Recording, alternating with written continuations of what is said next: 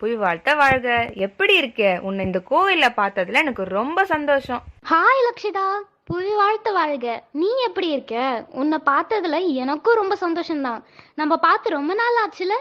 ஆமாம் தாரிணி, இப்போல்லாம் நான் அடிக்கடி கோவிலுக்கு வரேன். எல்லாத்துக்கும் எங்க அம்மா தான் காரணம். அவங்க கோயில் போகும்போதெல்லாம் என்னையும் கூப்பிடுவாங்க. எனக்கு வரணும்னு தோணவே தோணாது. ஆனா அவங்க இப்போ ஆத்மேஸ்வரன் ஆதிசித்தன் யூடியூப் சேனல்ல பேச ஆரம்பிச்சதுல இருந்து என்ன அதை பார்க்க சொல்லி ரொம்ப கட்டாயப்படுத்துறாங்க. முதல்ல வெறுப்பாதான் இருந்துச்சு. ஆனா போக போக எனக்கு அதுல ரொம்ப ஆர்வம் அதிகமாயிருச்சு. அதுல ஆன்மீகம் மற்றும் வாழ்க்கை முறைகளை பற்றி தானே பேசுறாங்க. நிறைய விஷயங்களை நான் தெரிஞ்சுக்கிட்டேன். அதனால எனக்குள்ள நிறைய மாற்றங்கள் வந்திருக்கு தெரியுமா? ஆமா லக்ஷிதா, நான் கூட அந்த சேனல் வீடியோவை பார்த்தேன். அதுல ஆன்மீக அதிசயங்கள் அப்படின்னு சொல்லிட்டு அந்த வெள்ளை லிங்கம் பத்தி வீடியோ போட்டிருக்காங்கல்ல, அதுதான் என்னை ரொம்ப இம்ப்ரெஸ் பண்ணுச்சு. இந்த கலியுகத்துல இப்படியெல்லாம் கூட நடக்குமா அப்படின்னு ரொம்ப ஆச்சரியமா இருந்துச்சு. அதனாலதான் அதை பார்த்தே ஆகணும்னு சொல்லிட்டு இப்போ இந்த கோயிலுக்கே வந்திருக்கேன். அதுல பேசுற அந்த குட்டீஸ் கூட எல்லாரும் ரொம்ப நல்லா பேசுறாங்கல்ல. இந்த வயசுலயே அவங்களுக்கு எவ்வளவு ஆர்வம் இருக்கு. அதுதான் எனக்குள்ள ஒரு மாற்றத்தையே கொண்டு வந்துச்சு. அதுல போடுற மகாபாரதம் புதிய பார்வை கூட ரொம்ப நல்லா இருக்கு. ஒவ்வொரு கேரக்டருமே நம்ம எப்படி இருக்கணும், எப்படி இருக்கக்கூடாதுன்னு சொல்ற மாதிரியே இருக்கு. நான் அந்த சேனலை பத்தி என் ஃப்ரெண்ட்ஸ் கிட்ட கூட சொல்ல ஆரம்பிச்சிட்டேன். நம்மள மாதிரி இளைஞர்கள் கொஞ்சம் கொஞ்சமா கோவிலுக்கு வர ஆரம்பிக்கிறதும் ஆன்மீகம் பத்தி தெரிஞ்சுக்கிறதும் நம்ம வாழ்க்கைய சரியான பாதையில கொண்டு போகும்னு நல்லா புரியுது.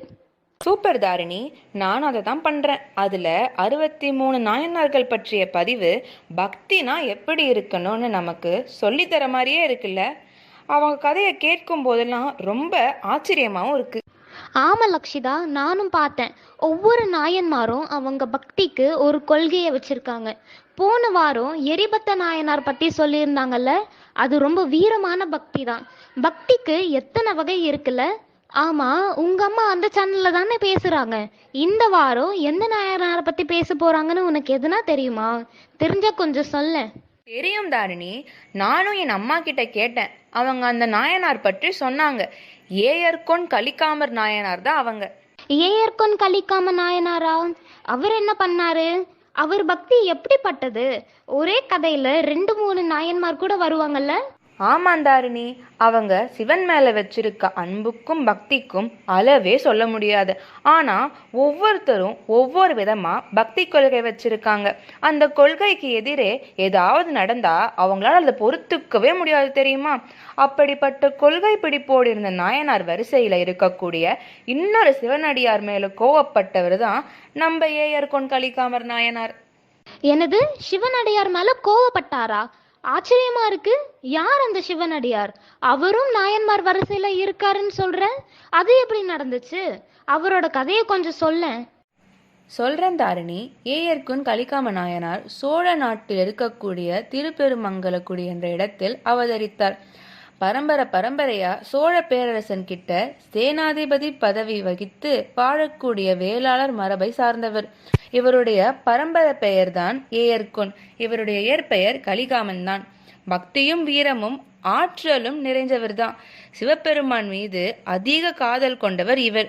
இவரோட மனைவியும் இவருடைய பக்திக்கு ரொம்ப உறுதுணையாக இருந்தவர்கள் தான். ஏன்னா அவங்களுக்கு சின்ன வயசுல இருந்தே சிவன் மேலையும் சிவனடியார்கள் மேலையும் அன்பும் பக்தியும் கொண்டதுனால 2 பேருமே இணைஞ்சி நிறைய சிவன் கை நிறைகளை பண்றதையும் அடியவர்கள் சேவை பண்றதையும் தொடர்ந்து செஞ்சுட்டு வந்திருக்காங்க. எல்லாம் ஓகே தான் லக்ஷிதா. இவர் எந்த நாயனார் மேல கோவப்பட்டாரு? யார் அது? என்னதான் செஞ்சாங்க அப்படி? கலிக்காமர் கோவப்பட்டது வேற யார் மேலயும் இல்ல, சுந்தரமூர்த்தி நாயனார் மேலதான். எனது சுந்தரமூர்த்தி நாயனார் மேலையா? ஆச்சரியமா இருக்கே. அடியவர்களின் பெருமை சொல்றதுக்கு தானே கைலாசத்திலிருந்து சிவபெருமானே சுந்தரர் பூமிக்கு அனுப்பி வச்சாருன்னு சொல்றாங்க. நாயன்மார்களின் புகழ் பாடி அவர்களை தெரிஞ்சுக்கிறதுக்கு காரணமே அவர்தானே. அவர் மேலேயே கோவமா? அப்படி என்ன பண்ணார் அவரு? சுந்தரர் பரமேஸ்வரனால் அனுப்பப்பட்டவர் தான். ஈசனும் அவரும் நம்மள மாதிரி தான் க்ளோஸ் ஃப்ரெண்ட்ஸ் மாதிரி பேசுவாங்க. ஒரு முறை சுந்தரருக்கும் அவர் மனைவி பறவை நாச்சியாருக்கும் சண்டை. அந்த சண்டைய தீர்த்து வைக்க சிவபெருமான மனைவி கிட்ட 2 முறை தூது போக சொல்றாரு. தூது போனதும் அந்த அம்மா சமாதானமாகி 2 பேரும் ஒண்ணு சேர்ந்துடுறாங்க. ஆரூரில் எம்பெருமான் தூது அப்படின்ற இந்த விஷயம் உலகமே வியந்து பாராட்டி கொண்டிருந்தது. ஆனா நம்ம கலிகாமர் மட்டும் ரொம்ப கோவப்படுறாரு. சிவபெருமான் தூது போனதுக்கு இவர் ஏன் கோவப்படணும்? கோவம் சிவபெருமான் மேலையா இல்ல சுந்தரர் மேலையா? கோபம் சுந்தரர் மேலதான். அதுக்கு காரணம் சிவன் மேல அவருக்கு இருந்த பக்தி தான். ஈசன் உலக மக்களின் தலைவன். அப்படிப்பட்டவரை சுந்தரர் வேலை சொல்றத கேள்விப்பட்டதும் ரொம்ப கஷ்டப்படுறாரு. அவரால் அதை பொறுத்துக்கவே முடியல. மனைவியின் கோபத்தை தீர்க்க எம்பெருமான் தான் போக வேண்டுமா? அது அவர் செய்யக்கூடிய செயலா? சுந்தரருக்கு அவ்வளவு ஆணவமா? இது எங்கேயாவது நடக்குமா? அதுவும் செயலா? சுந்தரருக்கு அவ்வளவு ஆணவமா? இது எங்கேயாவது நடக்குமா? அதுவும் ஒரு முறை இல்லை, குறை சொல்லி 2 முறை தூது அனுப்பியிருக்காரு அப்படின்னு சொல்லி புலம்புறாரு. அவரால தாங்கிக்கவே முடியல. இந்த விஷயம் சுந்தரருக்கு தெரிய வருது. ஒரு சிவனடியார் தன்னை தவறாக நினைத்து கொண்டு கோபப்படுவது சரியான செயல் இல்லையே. அவரின் கோபத்தை போக்கி புரிய வைக்கணும்னு நினைக்கிறாரு. அதுக்கும் சிவனிடத்தில் தான் வேண்டுகிறாரு. சிவனும் 2 பேரும் நட்புறவாக நினைக்கிறாரு. உடனே ஈசன் கலிகாமருக்கு சூளை நோய் என்னும் கொடிய நோயை கொடுக்கிறாரு.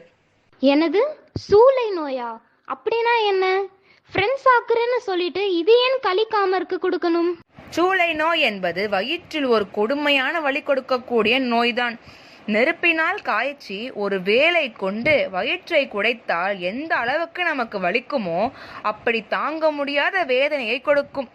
இது யாராலையும் சுலபமாக தீர்க்க முடியாத நோய்தான் அது. அவர் ஈசன் கிட்ட வேண்டுறாரு. ஆனா சிவபெருமானோ சுந்தரர் வந்தாதான் இதை சரி செய்ய முடியும்னு கலிகாமர் கனவுல போய் சொல்றாரு. சுந்தரருக்கும் இதை சரி செய்ய போகுமாறு கட்டளையிடுறாரு. சுந்தரரும் கலிகாமரை பார்க்க புறப்படுறாரு. சுந்தரர் நோயை சரி செய்ததும் 2 பேரும் ஃப்ரெண்ட்ஸ் ஆயிடுறாங்க, அப்படிதானே? அதுதான் இல்ல. ஏற்கனவே சுந்தரர் மேல் கோபமாக இருக்கிற கலிகாமருக்கு சுந்தரர் வரது சுத்தமா பிடிக்கவே இல்லை. அவரை பார்க்கவும் விருப்பம் இல்லை. பரம்பரையாக சிவன் தொண்டு செய்த போதிலும் ஈசனால் தீர்க்க முடியாத இந்த நோயை இப்போது அதுவும் எம்பெருமான ஏவல் செய்யும் சுந்தரர் தீர்ப்பதா? அப்படி இந்த நோய் வலியை சரி செய்து நான் உயிர் வாழதான் வேண்டுமா? அதற்கு அவசியமே இல்லையே.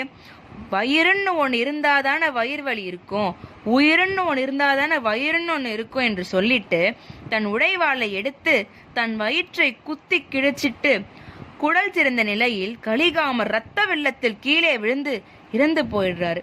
இதை பார்த்ததுமே அவர் மனைவி ரொம்ப பதறி போயிடுறாங்க. இந்த செயலுக்கு என்ன காரணம்னு அந்த அம்மாவுக்கு தெரியும். எதுவும் செய்ய முடியாத நிலையில் தன்னைத்தானே மாய்ச்சி கொள்ளலாம் என்று நினைக்கிறாங்க. அப்போது சுந்தரர் அருகில் வந்துட்டாருன்னு செய்தி வருது. உடனே ஒரு சிவனடியார் முறையாக நம்ம வீட்டுக்கு வரும்போது இப்படி ஒரு செய்தி நடக்கக்கூடாது, அமங்கலம் ஆயிருச்சேன்னு அவங்க நினைக்க கூடாது நினைச்சு தன் கணவர் உடலை பத்திரமா மூடி வச்சுட்டு சுந்தரரை வரவேற்கும் வேளையில் தன்னை ஈடுபடுத்துகிறாங்க. உடனே வாசலில் மாயிலை தோரணம் கட்டி கலச மாலை எல்லாம் ரெடி பண்ணி வச்சுட்டு பூரண கும்பம் மரியாதையுடன் பாத பூஜை செய்து அவரை வீட்டிற்கு அழைத்து அமர செய்கிறார்கள். கணவர் இறந்த நிலையிலும் அந்த அம்மா எதுவுமே காட்டிக்கலையா? செம்ம கிரேட்ல. அவங்களோட மன உறுதி ரொம்ப வியப்பா இருக்கு. ஆமாம் தாரணி. சுந்தரர் கலிகாமரை பற்றி அந்த அம்மா கிட்ட கேட்கிறாங்க. அவரு நோயின் தீவிரத்தால் ஓய்வுல இருக்கிறாருன்னு சொல்றாங்க. அவர் நோயை தீர்க்கதானே நான் வந்திருக்கிறேன் அப்படின்னு சொல்லிட்டு அவரை பார்க்க அவரின் அறைக்குள்ள சற்று நுழைஞ்சிடுறாரு. அங்கு குடல் சேர்ந்த நிலையில் கலிகாமரை பார்த்ததும் அவரால் தாங்கவே முடியல. நடந்தது என்னன்னு தெரிஞ்சுக்கிறாரு. ரொம்ப வேதனைப்படுறாரு. பெருமானே, என் மீது உள்ள கோபத்தினால் உயிரை கூட மாய்த்து கொள்ள முடியுமா? உன் மீது அப்படிப்பட்ட பக்தியை வைத்திருக்கிறாரா இவர்? ஒரு சிவனடியார் மரணத்திற்கு தானே காரணமாய்விட்டேன் என்பதை நினைச்சு அவர் வயிற்றில் இருந்த உடைவாளை எடுத்து தன்னை தானே மாய்த்து கொள்ள துணிஞ்சிடுறாரு. உடனே சிவபெருமான் காட்சி கொடுக்கிறாரு. கலிகாமர் புத்துயிர் பெற்று எழுந்துக்கிறாரு. சுந்தரர் யார், சிவபெருமான் யார் என்னும் ஞானம் கலிகாமருக்கு கிடைத்தது. சுந்தரர் ரூபத்தில் தன் ரூபத்தை ஈசன் காட்டுகிறார். அடியவர்களின் வரலாற்றை உலகிற்கு எடுத்து வைக்க தன்னால் அனுப்பப்பட்டவர் தான் சுந்தரர் என்பதையும் அவர்களின் நட்பு பற்றியும் சொல்றார். அனைத்தும் புரிஞ்சிக் கொண்ட கலிகாமர் சுந்தரை இருக்க தழுவ கட்டிப்பிடித்து மன்னிப்பு கேட்கிறார். பின்பு இருவரும் அருகில் உள்ள திருப்பூங்கூர் திருத்தலம் சென்று சிவ வழிபாடு செய்து மகிழ்ந்து அங்கு சுந்தரர் திருப்பதிகம் பாடுறாரு. கலிகாமரும் அவருடைய காலத்திற்கு பின்னாடி சிவனடி சேர்ந்து நாயன்மார் வரிசையில வராரு. இவருடைய குரு பூஜை ஆனி மாதம் ரேவதி நட்சத்திரத்துல கொண்டாடப்படுது. ரொம்ப நன்றி லக்ஷிதா. இவரோட கதையை கேட்கவே ரொம்ப ஆர்வமா இருந்துச்சு. அவங்களோட பக்தி ஒரு சாதாரண விஷயம் இல்லைன்னு சுந்தரனார் கலிகாமர் மட்டும் இல்லாம அவரோட மனைவியும் நிரூபிச்சிட்டாங்கல்ல. பக்தி எப்படி இருக்கணும்னு இப்பதான் புரிஞ்சுது. ஆமா, எல்லா வீடியோ முடிவிலும் குரு பார்வைன்னு ஒன்று ரொம்ப வித்தியாசமா இந்த கலியுகத்துல இருக்கிற நமக்கு ஒரு மெசேஜா கொடுக்குறாங்கல்ல. அது கூட வாழ்த்தவாக நான் உங்கள் ஆத்மேஸ்வரன். நன்றி லட்சிதா, தாரணி, 2 பேரும் ஆன்மீகத்தை பற்றி பேசியிருந்தீங்க, நல்லது. அதே மாதிரி கோயிலுக்கு வந்திருக்கேன்னு சொன்னீங்க, அது ரொம்ப சந்தோஷமான ஒரு விஷயம். எல்லாருமே வாரம் ஒரு தடவை கோயிலுக்கு வரணுங்கிறது தான் நம்மளுடைய ஆசையும். இளைஞர்களை ஆன்மீகத்துக்கு கொண்டு வரணுன்ற ஒரு நோக்கில் தான் இந்த சேனலே ஆரம்பித்தோம். அது கொஞ்சம் கொஞ்சமாக வேலை செய்யுதுன்னும் போது ரொம்ப சந்தோஷமாக இருக்குது. இன்றைக்கி இந்த கதையில் கலியுகத்துக்கு என்ன செய்தி வருது அப்படின்னு பார்த்திங்கன்னா, இறைவனை தன்னிலையிலேருந்து இறங்க செய்த ஒருவர் சுந்தரநாயனார். அதாவது கடவுள்ன்ற ஒரு நிலையிலேருந்து இறங்கி அவர் தூதுவனாக போகிறார். அதை பார்க்குற ஒரு பக்தன் கலிகாம நாயனார். இவங்களுக்கானது தான் இன்றைக்கி நம்மளை சுற்றி, அதாவது இறைவன் கோயில்கள்லையோ இல்லை பூஜைகள் நடக்காமலோ நிறைய கோயில்கள் இருக்குது. இறைவனை பழித்து பேசுகிறவங்க ரொம்ப நிறையா பேர் இருக்காங்க. நிறைய பேர் இன்றைக்கி இறைவனை நம்ம தெய்வமாக வணங்குற இறைவனை பழித்து பேசுகிறவங்க இருக்காங்க. அவங்கள எதிர்த்து நம்ம கேள்வி கேட்க முடியல. அதாவது சுந்தரநாயனாரை எதிர்த்து கலிகாம நாயனார் கேள்வி கேட்கல, ஆனால் அவர் சந்திக்க கூட விரும்பலை, அவருக்கு துணையாக இருக்க விரும்பலை. இவருடைய பிரச்சனைக்கான தீர்வே அங்கே தான் இருக்குது. சுந்தரநாயனார் அப்பவுமே இவர் போக மாட்டேன்றார். ஆனால் நம்ம அப்படி இல்லை.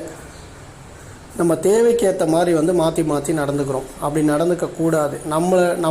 நம் வணங்குற இறைவனை யார் பழித்து பேசுகிறாங்களோ, அவருக்கு எதிராக யார் நடக்கிறாங்களோ அவங்க கூட எந்த கூட்டணியுமே நம்ம வச்சுக்கக்கூடாது. அவங்களுக்கு துணையாகவும் நிற்கக்கூடாதுங்கிறது தான் இந்த கதை நமக்கு உணர்த்துது. சரிங்களா? அவங்களுக்கு எப்போவுமே துணை நிற்கக்கூடாது அப்படிங்கிறது தான் இந்த கதை நமக்கு உணர்த்துகிற ஒரு விஷயம். அப்படி இருந்தால் நமக்கு முக்தி நிச்சயம் அப்படிங்கிறதையும் சொல்கிறார். கலிகாம நாயனாரே பார்த்திங்கன்னா தன்னுடைய அடுத்த பிறவியில் தான், அதாவது அவர் இறந்துடுறாரு, திருப்பி ஈசன் அவருக்கு உயிர் கொடுத்தா அது மறுபிறவி, அதில் தான் சுந்தரர்கிட்ட போகிறார். அவருடைய அந்த பிறவியில் போகவே இல்லை. இதுதான் கலியுகத்துக்கு கலிகாம நாயனாருடைய வரலாறுலேருந்து வர செய்தி. நன்றி, வணக்கம், வாழ்த்தவாக. ஆனந்தம், ஆத்மா ஆனந்தம்.